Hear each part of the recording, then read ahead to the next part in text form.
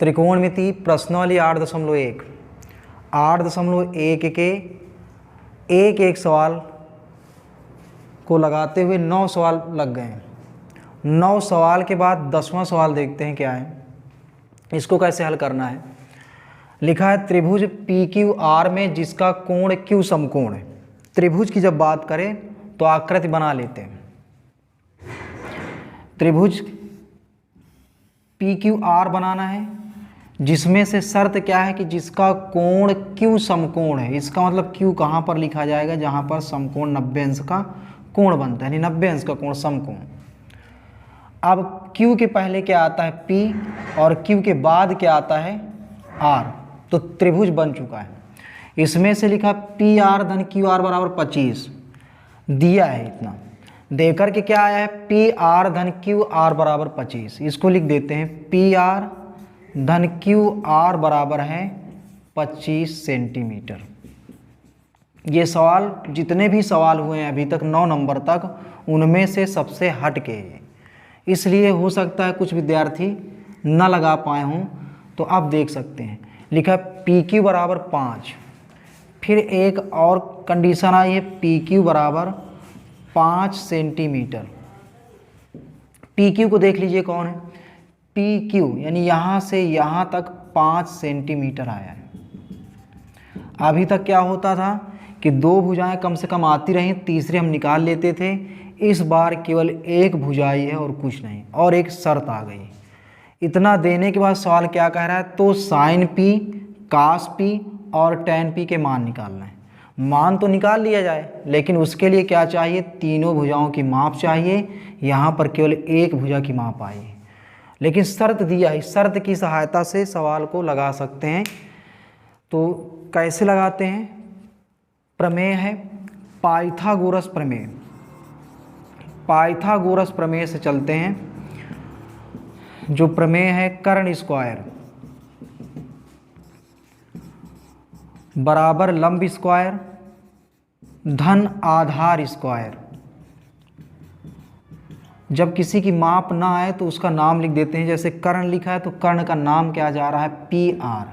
कर्ण ये वाली है तिरछी रेखा PR, कर्ण का नाम है PR। स्क्वायर लगा है सूत्र में तो स्क्वायर लगा देंगे। लंब लिखा है, लंब का मान क्या है PQ। अभी नाप नहीं लिखना है, केवल ऐसे लिख देते हैं नामांकन केवल PQ, इसका स्क्वायर। फिर प्लस आधार, आधार कितना है QR, आधार आ जाता है QR। ये लंब है, ये आधार है, ये कर्ण है, तीनों आ गए। देख रहे हैं कि PR का मान नहीं है तो जैसे वैसे उतार दीजिए PR का स्क्वायर। फिर इसके बाद PQ को देख लीजिए, PQ का मान आया है 5, 5 लिख दीजिए, स्क्वायर स्क्वायर कर दीजिए। प्लस QR है तो QR भी नहीं है तो केवल नामांकन कर दीजिए QR का स्क्वायर। और बढ़ते हैं आगे, PR स्क्वायर के पास QR ले आते हैं। ये तो अंक है, लेकिन ये अंक नहीं है तो इसको इसके पास ले आते हैं। तो प्लस का QR स्क्वायर इधर आएगा तो माइनस का हो जाएगा QR स्क्वायर बराबर, इधर केवल बचा है 5 के घाते 2। 5 का 2 बार गुणा करेंगे तो 25 आ जाएगा। फिर और क्या होता है, एक सूत्र होता है A square minus B square बराबर A प्लस B। दूसरे कोष्ठक में होता है A माइनस B। उसी प्रकार यहाँ पर भी आ गया है PR square minus QR square. देख रहे हैं A का कार्य कर रहा है PR, B का कार्य कर रहा है QR। A की जगह पर क्या आया है PR, उसमें स्क्वायर लगा है तो इसमें भी स्क्वायर लगा है। B की जगह पर आ रहा है QR, इसमें स्क्वायर, इसमें भी स्क्वायर है। अब कोष्ठक में लिखा है A, तो A का मान क्या आ रहा है PR। यहाँ पर स्क्वायर था तो स्क्वायर लगा था, यहाँ पर स्क्वायर नहीं तो नहीं लगेगा, प्लस है प्लस करिए। B को देखिए तो B का मान क्या आ रहा है QR। ये रही एक कोष्ठक की बात। दूसरे कोष्ठक में देखते हैं, A लिखा है तो A की जगह पर क्या आ रहा था PR। इस बार भी स्क्वायर नहीं तो स्क्वायर नहीं लगाएंगे। माइनस B लिखा है तो B की जगह पर क्या आ रहा है QR। इस तरह इसका हल आ गया। किसका हल आया है, ये PR square minus QR square बराबर क्या आ गया है उसको इधर लिखते हैं P R plus Q R. फिर दूसरे कोष्ठक में P R minus Q R बराबर लिखा है 25। पी आर धन क्यू आर देख सकते हैं, जो दे के आया था उसको समीकरण 1 मान लेते हैं, जो देकर के आया है उसको समीकरण 1 मानते हैं। तो पी आर धन क्यू आर बराबर क्या है 25। यहाँ पर भी लिखा है पी आर धन क्यू आर बराबर 25 है। तो समीकरण 1 से देख करके पी आर धन क्यू आर का मान 25 रख देते हैं। तो पी आर धन क्यू आर समीकरण 1 से देखना है, तो समीकरण 1 में पी आर धन क्यू आर का मान क्या लिखा है 25। तो पी आर धन क्यू आर के स्थान पर 25 आ गया। ये 25 कहाँ से आया है, तो समीकरण 1 से। अगर फिर भी कठिन लगे तो बच्चे जो है विद्यार्थी क्या करेंगे, आगे कोष्ठक में लिख सकते हैं। फिर दूसरे कोष्ठक में क्या है, P R minus Q R, इसका मान कहीं पर भी नहीं है पूरे सवाल में, तो इसको उतार देंगे जैसे है, फिर 25 लिखा है। और आगे बढ़ते हैं, 25 ये वाला गुणा का है। कोष्ठक मतलब क्या होता है, गुणा, और गुणा की संख्या पक्षांतर करने पर भाग में जाती है। तो जब इसको भाग में ले जाना है तो P R minus Q R बराबर में क्या है 25, और ये गुणा का जो 25 है कहाँ चला जाएगा, भाग में। फिर लिखा है P R minus Q R, फिर 25 से कम 25 एक बार में कट जाएगा, तो ये बन जाता है यहाँ पर समीकरण 2। समीकरण 1 और समीकरण 2 से चलते हैं।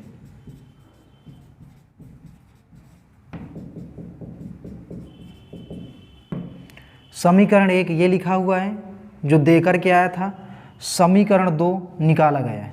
तो समीकरण 1 को लिख लेते हैं पी आर धन क्यू आर, पी आर धन क्यू आर बराबर 25 लिखा है। और समीकरण 2 क्या आया है, P R minus Q R, ये आया है P R minus Q R, और इसके बराबर में क्या है 1 है। इन दोनों को क्या करना है, जोड़ेंगे। जोड़ने पर, जोड़ेंगे क्यों, क्योंकि कटने के लिए आसानी से मिल रहा है, प्लस माइनस कट जाएगा, अगर ना कटता तो घटा देते। फिर क्या है, पी आर और पी आर दोनों जुड़ जाएंगे, तो पी आर और पी आर मिलकर के हो जाएंगे 2p आर बराबर 25 1 26, ये भी जुड़ जाएंगे। तो ये लिखा है पी आर बराबर है 26, गुणा का 2 कहाँ जाएगा, भाग में। तो पी आर बराबर 2 1 कम 2, यानी इसको 13 बार में काट देगा, तो पी आर का मान आ गया 13। अब देख सकते हैं पी क्यू का मान देकर के आया था 5, पी आर आ गया है 13। पी आर कौन सा, कर्ण, कर्ण निकल आया है 13, एक और निकल आया भी बस। तो जब समीकरण से कोई सवाल हल किया जाता है, तो जब एक आ जाए तो किन्हीं में, दोनों समीकरण में से किसी में भी अगर रखा दिया जाए पी आर का मान, तो दूसरा निकल आएगा। तो रखा देते हैं यहाँ पर समीकरण 1 में पी आर बराबर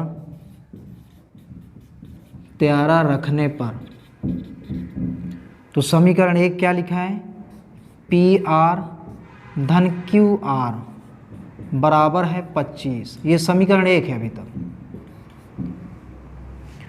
अब पी आर बराबर क्या आया है 13 प्लस क्यू आर लिखा है,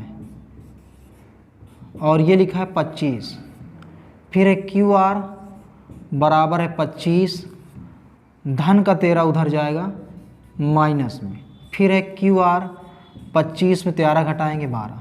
इस तरह देखा गया त्रिभुज की तीनों भुजाएं मिल गई। क्यू आर का भी मान आ गया है, और क्यू आर का मान कितना आया है 12। जब तीनों भुजाएं मिल जाएं तो बड़े आसानी से अब इनके मान निकाल लेंगे।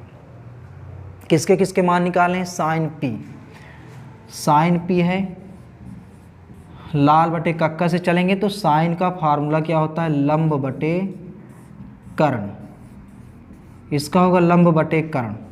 पी के हिसाब से चलना है पी, तो P के हिसाब से चलेंगे तो P यहाँ पर है, जिसके हिसाब से चलते हैं वाली रेखा कहलाती है आधार, और जो दूसरी सीधी रेखा बचती है वो कहलाती है लंब। तो इसका मतलब P के हिसाब से लंब क्या है 12। कर्ण एक ही है 13। तो साइन P का मान कितना आ गया 12/13, एक आंसर। फिर दूसरा किसका मान निकालना है कास P का। लिखते हैं कास P बराबर, फार्मूला होगा लाल बटे कक्का से आधार बटे कर्ण। P के हिसाब से चलना है, P के हिसाब से चलेंगे, जिसके हिसाब से चलते हैं वो आधार कहलाती है। तो आधार कितना है इसका 5, और कर्ण सेम रहता है, तो कर्ण कितना है 13। कास P का मान आ जाता है 5/13। और एक अंत में देख लेते हैं tan P, यहाँ पर लगा देते हैं tan P। tan का सूत्र क्या होता है लंब बटे आधार। P के हिसाब से चलना है तो P के हिसाब से चलते हैं तो वो रेखा आधार कहलाती है, इसका मतलब दूसरी सीधी रेखा हो गई लंब। तो P के हिसाब से लंब कितना आ रहा है 12, और आधार कितना बन रहा है P के हिसाब से 5। तो एक आंसर ये हो जाता है। तो इस तरह से तीनों के मान निकाल लिए गए, साइन P, कास P और tan P। अब सवाल नंबर 11 है, और प्रश्नावली 8.1 का अंतिम सवाल भी है। निम्नलिखित में से सत्य और असत्य छांटना है। छांटने के अलावा एक काम और करना है, उत्तर का कारण भी बताना है। तो देखिए टाइम की बचत करने के लिए हल भी है। tan A का मान, पहला सवाल क्या है tan A का मान हमेशा 1 से कम होता है। बात यहाँ पर tan की हो रही है, तो tan को देखते हैं। tan लिखा है, tan 0 का मान, 30 का मान, 45 का मान, 60 का मान, 90 का मान, ये वाली सारणी बनाई गई, बनाना भी सिखाया गया था। tan 0 का मान 0, tan 30 का मान 1/√3, tan 45 का मान 1, tan 60 का मान √3, tan 90 का मान अनंत होता है। अनंत है यानी कोई सीमा ही नहीं कहाँ तक जाए। तो जैसे किसने कहा tan A का मान हमेशा 1 से कम होता है, ये कह रहा है कि हमेशा 1 से कम ही रहता है। लेकिन तुम केवल 5 में देख लीजिए, 1 2 3 4 5 में देख लो, क्या सब 1 से कम है क्या? तो tan 45 का मान देख लीजिए 1 के बराबर।